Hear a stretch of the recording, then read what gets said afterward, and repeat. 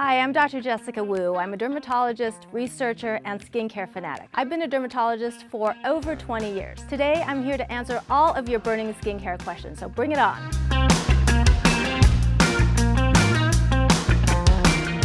What are some of the most common concerns that people see you about? I would say the number one would be acne, followed by sun damage, followed by anti-aging, or people wanting to prevent the signs of aging. I would think that anti-aging would be higher. You know, it really depends on the age group and whether it's a man or a woman.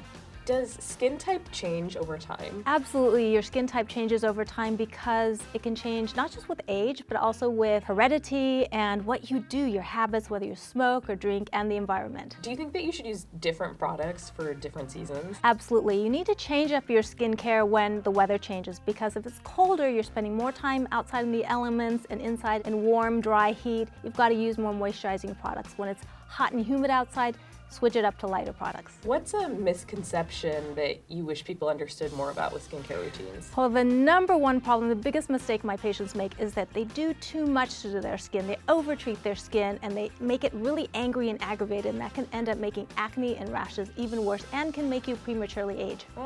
Okay. Won't do it. What's one thing that you recommend using for everybody? Well, everyone should try a retinoid. Retinoids are vitamin A derivatives, and it's found in retinol, which is over-the-counter, very gentle, or prescription Retin-A, because it helps with acne, anti-aging, and with dark spots and discoloration. Do facial lasers really work? Well, lasers can work depending on what type you choose and your skin type. So yes, they work, but not all lasers fit all skin types. So make sure you choose the one that's best for you. What do you think of the caveman regimen? Well, it's really an anti-skincare regimen, and the thought is that if you stop using all products, you don't even wash your face, then your acne will clear up because your skin will know what to do. I have a problem with that because, number one, how do we know that cavemen had clear skin? All the photos I've seen of prehistoric humans, they have lots of dirt, lots of hair on their face. Maybe they had really bad acne. By and large, majority of people have acne because of heredity, hormones, their diet, all of these things, none of which can be solved by quitting your skincare products. How long do you think you should use a new product before you decide whether it's working or not? It takes skin cells 28 days to go from the bottom level of the skin to the top. So I tell my patients, use products at least 3 to 4 weeks before you expect to see a result. Okay. Do serums really work? Because I used one this morning and now I really want to know. And your skin looks beautiful, so yours works. Serums depend on the ingredients. So if you choose the right ingredient, for example, if you're looking to reduce fine lines around your eyes, choose one that addresses the collagen in your skin. So it really depends on the ingredients and your skin concern. Thank you, Dr. Wu, for coming in and answering all of my questions. My pleasure. Hi, I'm Megan. Hi, Megan. I'm Dr. Wu. Hi, I have questions. Is there a specific order that I should be putting products on? Yes, absolutely. So in general, you want to use the lighter products first for example, your toners, your essences, your serums, your water-based products, and then your progressively stronger, heavier, creamier products. Because if you put the heavier products on first, it's going to block the water-based products from being absorbed. Now, number one rule above everything is that sunscreen should be the last thing you put on before makeup. Okay, why? The reason for that is that for sunscreen to work effectively and give you the SPF it says on the label, it's got to be in a thin, even layer. And if you rub, you end up rubbing everything off, including the SPF. So put everything on and then sunscreen at the very last and try not to touch it. Interesting, okay. But then when I put my foundation over it, it doesn't block it out? You have to use foundation very lightly, and ideally your foundation also has some SPF to compensate for that. What are some things in skincare that people should avoid? I would say the number one skincare sin is picking and squeezing. I know we can't resist, but as I tell my patients, if you have a little whitehead and you can't resist and you squeeze and you get it out, probably no harm done, but you were lucky because 9 times out of 10, you know, you've done it, I've done it, you squeeze and it doesn't come out, and that's because you've ended up squeezing the pus deeper, which turns a little baby pimple into a huge cyst that can actually scar your skin. And if you are going to be doing your dirty work, I tell people do it with clean hands and clean skin, clean instruments, and do it at night, then put a Band-Aid on top, because then it has time to calm down before the next day.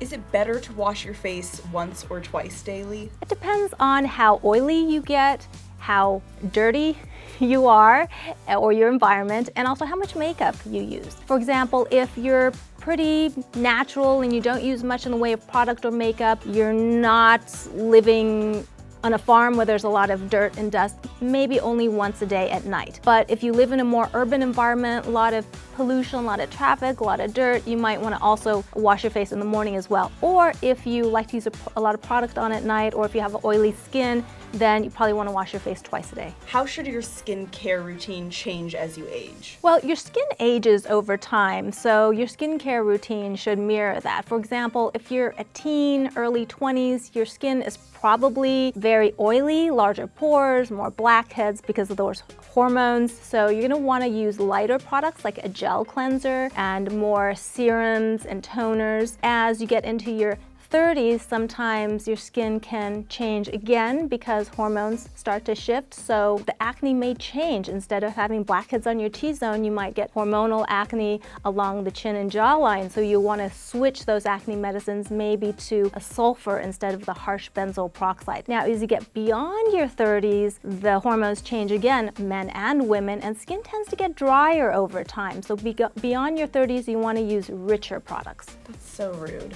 Like, you think you figure it out and then your skin is like, surprise! No, work harder. What do you like using to treat acne? Well, it depends on the type of acne. So for T-zone acne with blackheads and whiteheads, I like using an over-the-counter retinoid such as Ridofranz gel. Ridofranz is now available without a prescription, and because it's a retinoid, it helps to unclog pores and slough off the dead skin that's clogging the pores. For people who have more whiteheads or red pimples, benzoyl peroxide is my favorite ingredient. If you have sensitive skin and acne, I like sulfur because sulfur is more gentle than benzoyl peroxide. Now, if you have cystic acne and you need a spot treatment instead of picking it, I recommend using a topical product that has salicylic acid, which is a natural anti-inflammatory. What is your opinion on Biore strips? I have them right here.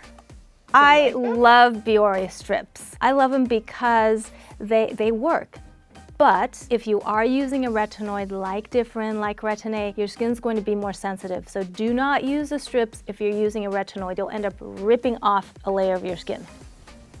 Okay, that's a great warning. What about like apricot face scrubs? I feel like the opinion is... I have that too. Yeah. Well, it depends on how fine the granules are. It's all about the size and shape of the granules. Sometimes I warn people against using apricot or walnut scrubs because the granules are too large and sharp and they can scratch your skin, especially if you're using a medicated acne treatment. But the ones that are very finely ground, they're wonderful. What is your skincare routine? I'm kind of a minimalist, so in the morning I just swipe my T-zone with micellar water because that's more gentle than using a cleanser. Then I follow that with a hyaluronic acid serum. Hyaluronic acid is a moisturizing ingredient that holds moisture against your skin without adding oil. And then I follow that with a daily SPF and then my makeup.